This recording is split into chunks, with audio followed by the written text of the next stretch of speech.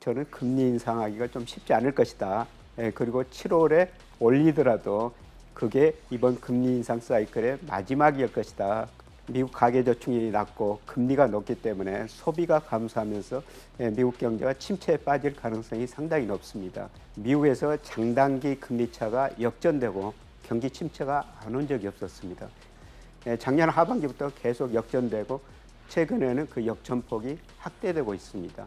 많은 분들이 이번에는 다를 것이다. 과거에도 그런 이야기를 했는데요. 다르지 않았습니다. 경기 침체가 올 거라는 거죠. 시기의 문제입니다.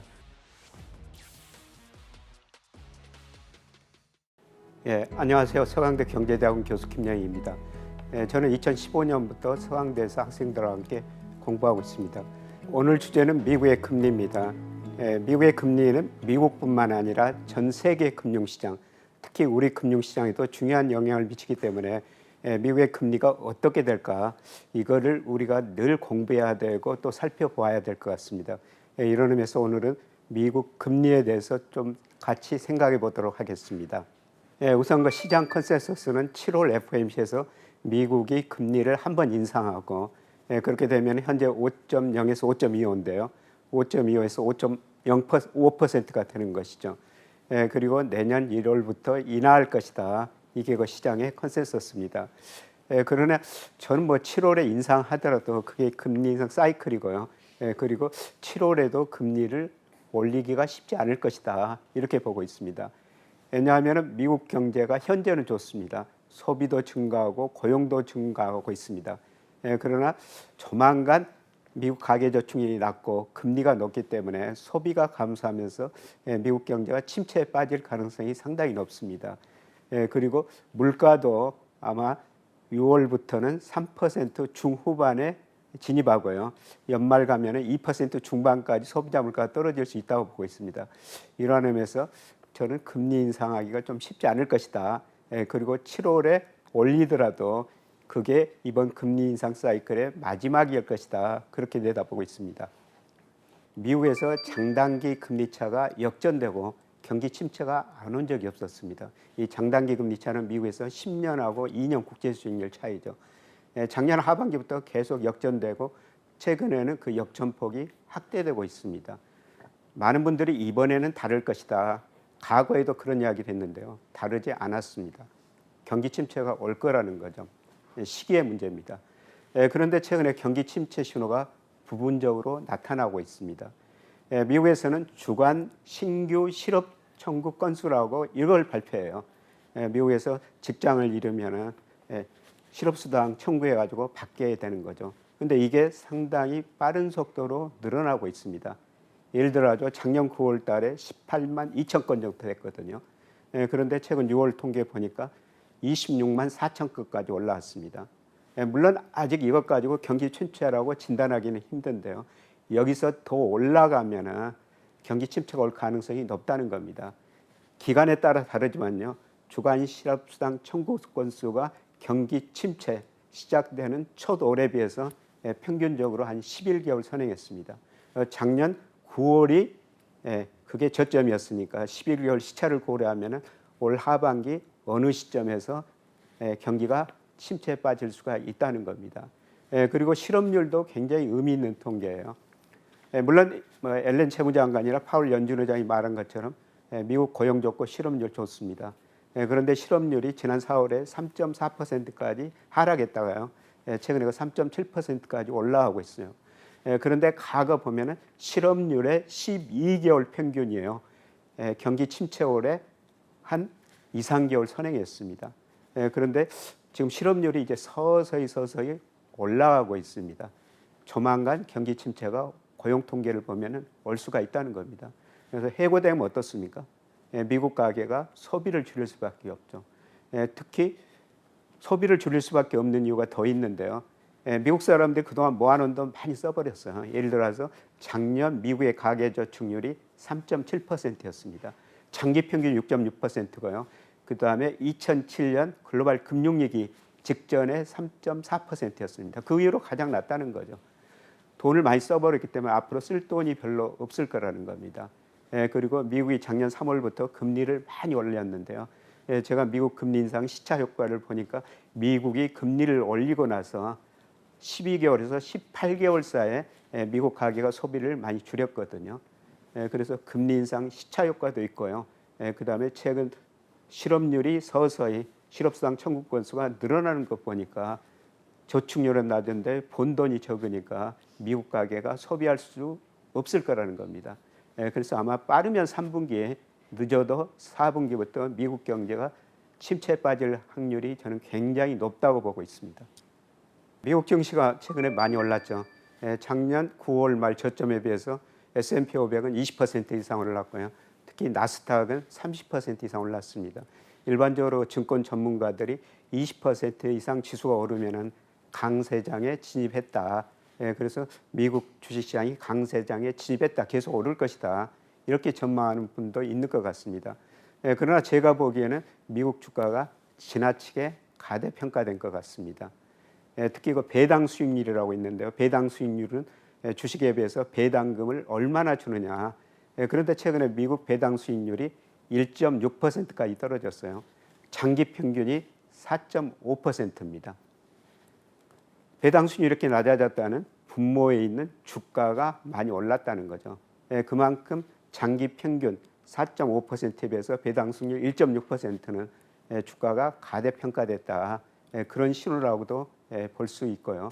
그 다음에 두 번째, 제가 명목 GDP로 미국 주가를 추정해 보면요.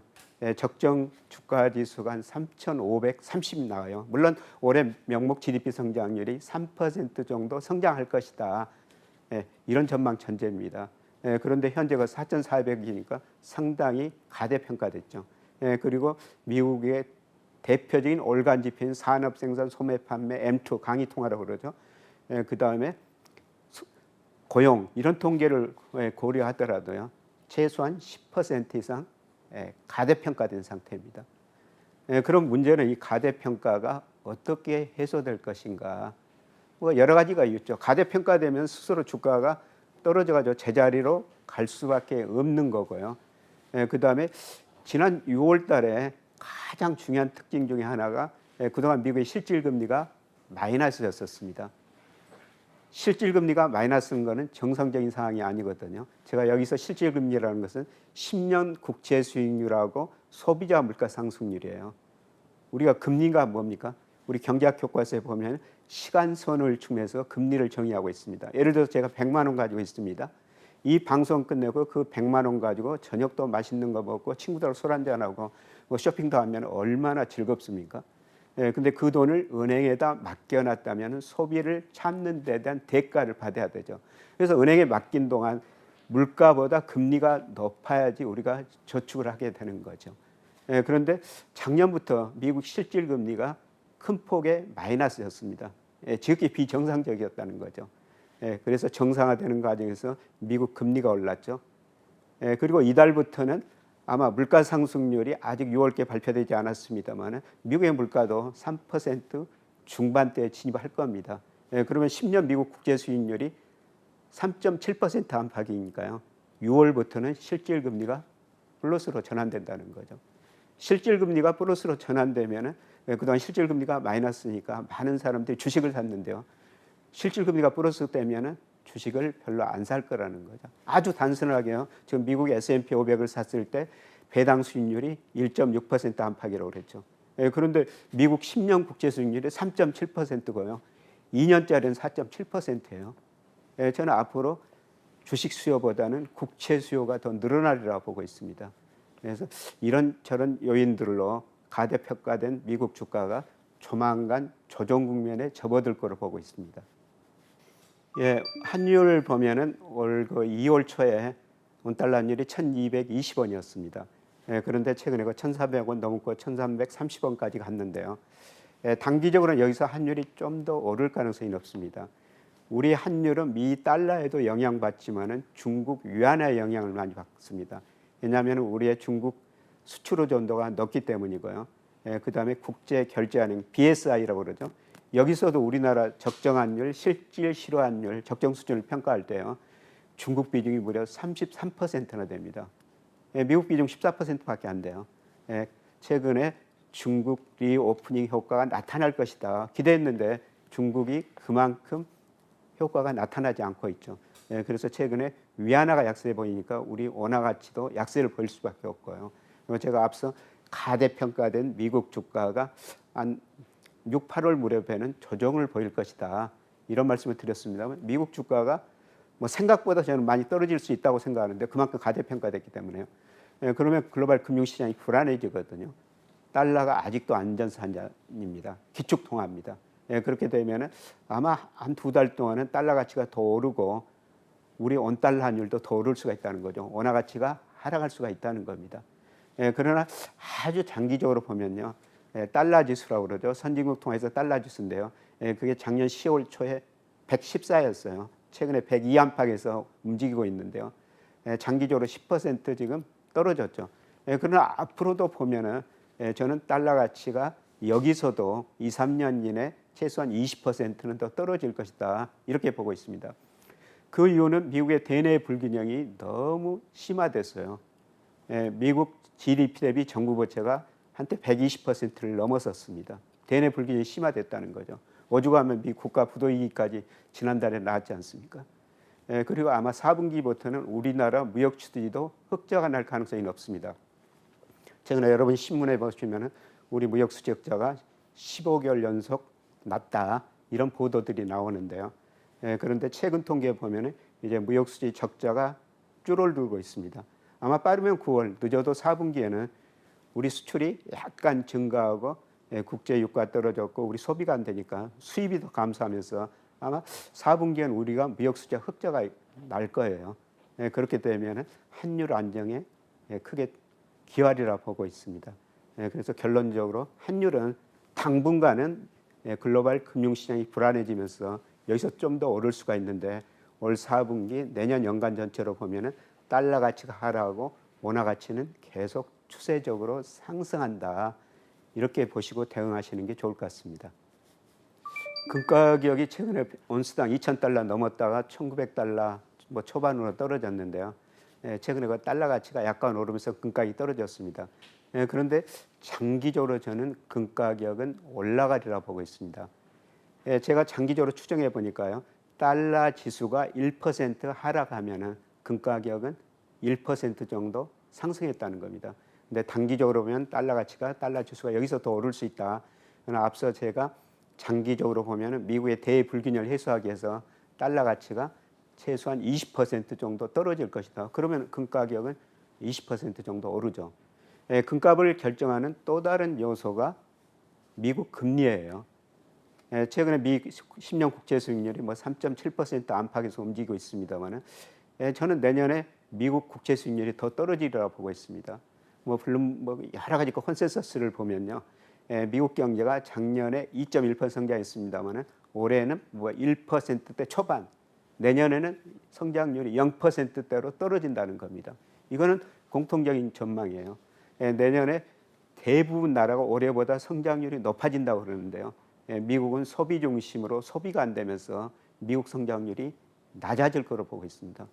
금리를 결정하는 가장 중요한 요소가 경제 성장률입니다. 경제 성장이 떨어지면 미국 금리도 낮아질 수밖에 없는 것이죠. 그래서 달러 가치가 떨어지거나 미국 금리가 떨어지면은 금값이 올랐는데요. 앞으로 그 두 가지가 달러 가치가 떨어지고 금리도 떨어질 가능성이 높다는 겁니다. 그래서 앞으로 저 금값은 오를 것이다.